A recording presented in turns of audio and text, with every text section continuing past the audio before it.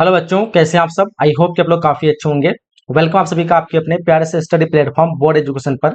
प्यारे बच्चों, जैसे कि आप सभी को पता होगा, कक्षा 12 मासिक परीक्षा चल रही है जो कि मई मंथ में आयोजित की गई है।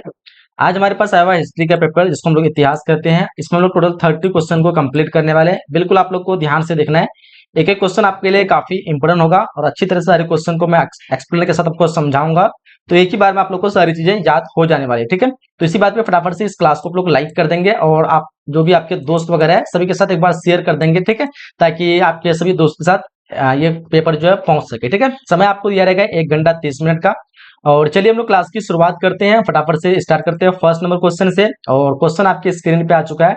पहला नंबर क्वेश्चन करा है, सिंधु घाटी सभ्यता में विशाल अन्ननगर के अवशेष जो है कहां से प्राप्त हुए थे। डिफिनेटली आप सभी को पता होना चाहिए, चाहे विशाल अन्ननगर पूछे, विशाल मूर्ति पूछे, विशाल भवन पूछे, जो भी विशाल आए वो सारे आपको मोहनजोदड़ो पे लगाना है। ऑप्शन बी पे हम लोग को राइट आंसर करना है, ठीक है। फर्स्ट नंबर क्वेश्चन का जितने बच्चे ऑप्शन बी बता रहे हो, बिल्कुल आपका एब्सोल्युटली करेक्ट आंसर हो जाएगी, ठीक है।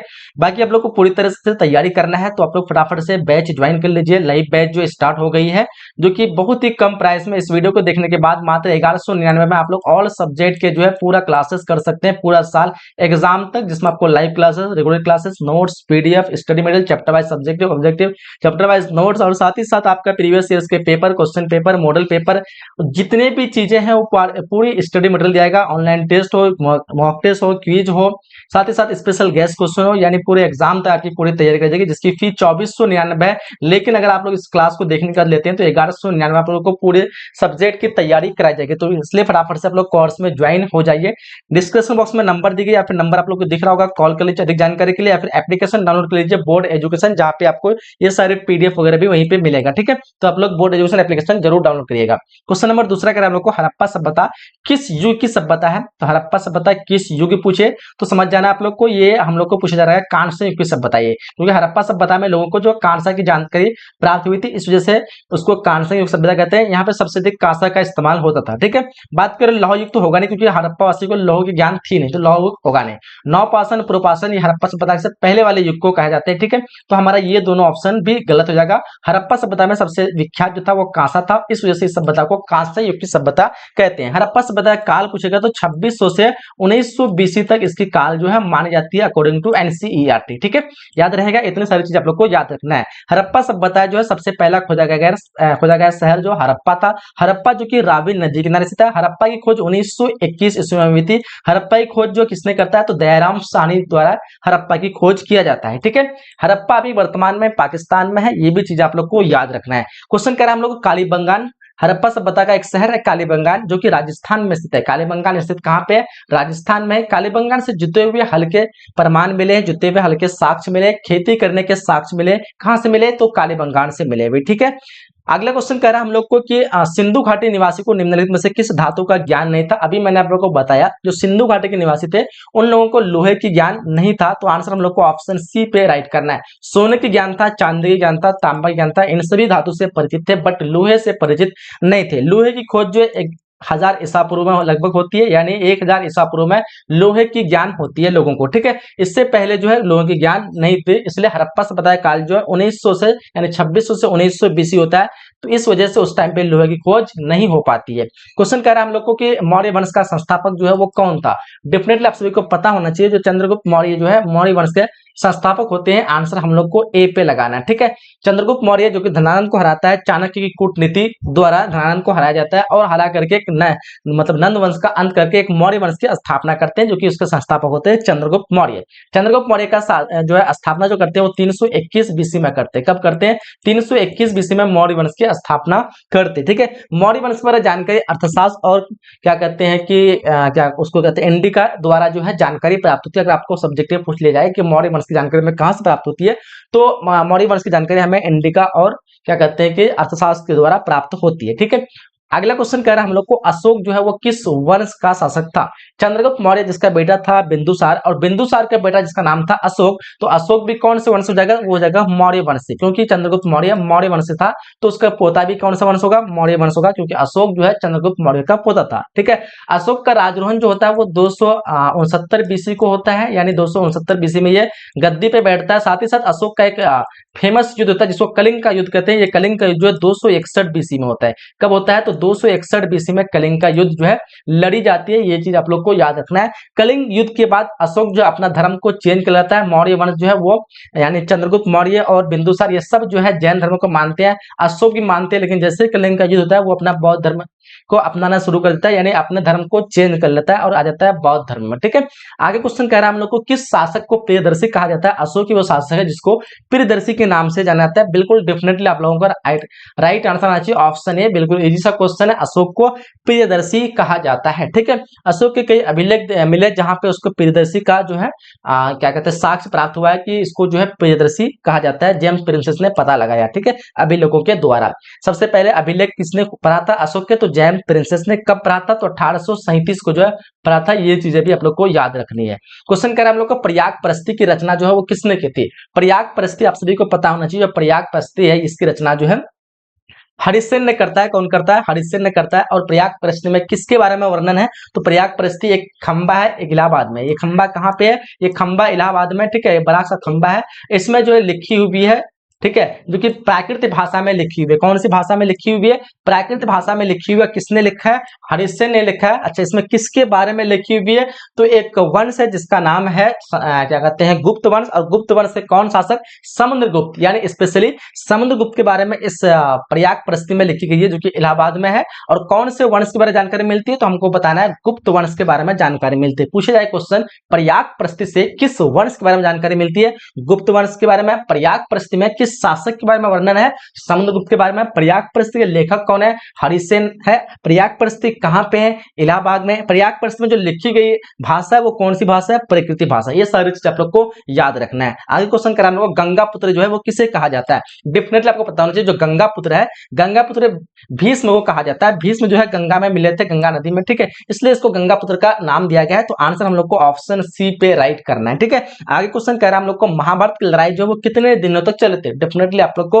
राइट आंसर करना है। महाभारत की युद्ध जो 18 दिनों तक चला था। कितने दिन तक चला था, 18 दिन तक महाभारत की युद्ध चली थी, जो कि कुरुक्षेत्र के मैदान में लड़ी गई थी। डेफिनेटली आप लोग को पता होना चाहिए जो कुरुक्षेत्र के मैदान में जो युद्ध लड़ी गई थी, जिसमें से पांडव जो है 5 था, पांडवों की संख्या 5 था, कौरवों की संख्या 100 था। 100 होते हुए इन लोग की हार हो गई थी। कौरवों की क्या हो गई थी, हार हो गई। कौरव की संख्या 100 होते हुए भी इन लोग की हार हो गई थी। पांडवों की जीत हो गई, हालांकि ये 5 ही लोग थे। ठीक है, याद रहेगा। कुरुक्षेत्र कहां पे, तो अभी हरियाणा में है। अभी वर्तमान में कुरुक्षेत्र कहां पे है, हरियाणा में। ये चीज याद रखना। अच्छा, महाभारत जो है ये लिखा किसने, तो वेद व्यास लिखा है। महाभारत जो कौन सी भाषा में लिखी गई है, तो याद रखेंगे संस्कृत भाषा में लिखी गई है। महाभारत संस्कृत भाषा में लिखी गई, किसने लिखा है, वेद व्यास ने लिखा है। आगे क्वेश्चन हम लोग 11 नंबर क्वेश्चन कर रहा है कि महावीर का जन्म जो है वो कहाँ हुआ था। डेफिनेटली आप लोग सोच समझ के आंसर करिएगा कि महावीर का जन्म जो हुआ था वो कहाँ पे हुआ था। तो बोलोगे सर महावीर का जन्म तो कुंडल ग्राम में हुआ था। कहाँ पे हुआ था, कुंडल ग्राम में महावीर का जन्म होता है। ठीक है, याद रखेंगे। जितने ऑप्शन सी बताने हैं बिल्कुल आपका आंसर सही हो जाएगा। आगे क्वेश्चन कर रहा है हम लोग को स्तूप जो है वो किस धर्म से संबंधित है। डेफिनेटली पता होना चाहिए स्तूप जो है वो बौद्ध धर्म से संबंधित है। अशोक ने कई सारे स्तूप बनवाए थे, ठीक है, और ये कौन से धर्म से है, बौद्ध धर्म से संबंधित है। ठीक है, क्वेश्चन कर रहा है हम लोग को बादशाह नामा जो है किसने लिखा था, जिससे अकबरनामा हुआ, बादशाह नामा हुआ। ठीक है, इस तरह के राजाओं ने अपना जो है एक ग्रंथ लिखा था। ठीक है, तो बादशाह नामा जो लिखा है अब्दुल हमीद लाहौरी ने। अच्छा, बादशाह नामा में किसके बारे में चर्चा मिलती है, किसके बारे में लिखी गई है, तो लिखोगे शाहजहां के बारे में, यानी शाहजहां के जीवन के बारे में जो मिलती है वो किसमें मिलती है, बादशाह नामा में मिलती है। अकबरनामा में अकबर के जीवन काल के बारे में जानकारी मिलती है।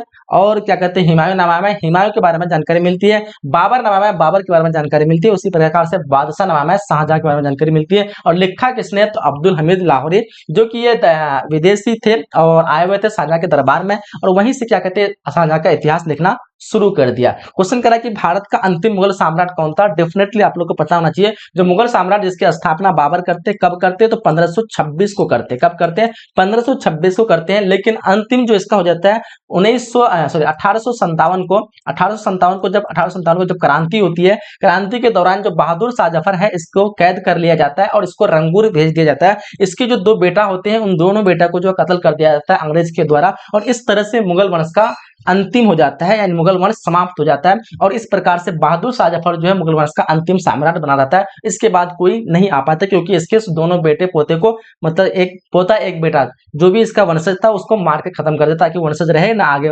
बादशाह पहले मुगल वंश बढ़े। ठीक है, तो इस वजह से मुगल वंश का पतन हो जाता है, यानी अंत हो जाता है। तो हमारा लास्ट जो शासक होगा वो हो जाएगा बहादुर शाह जफर। ठीक है, डेफिनेटली इस क्वेश्चन को आप लोग समझ पाए होंगे। औरंगजेब और क्या कहते हैं शाहजहां, ये दोनों जो है मुगल वंश का ही था। ठीक है, चलिए आगे बढ़िए। क्वेश्चन कह रहा है हम लोग को पानीपत का प्रथम युद्ध जो हुआ था वो कब हुआ था। पानीपत का प्रथम युद्ध जो कि बाबर और इब्राहिम लोधी के बीच हुआ था।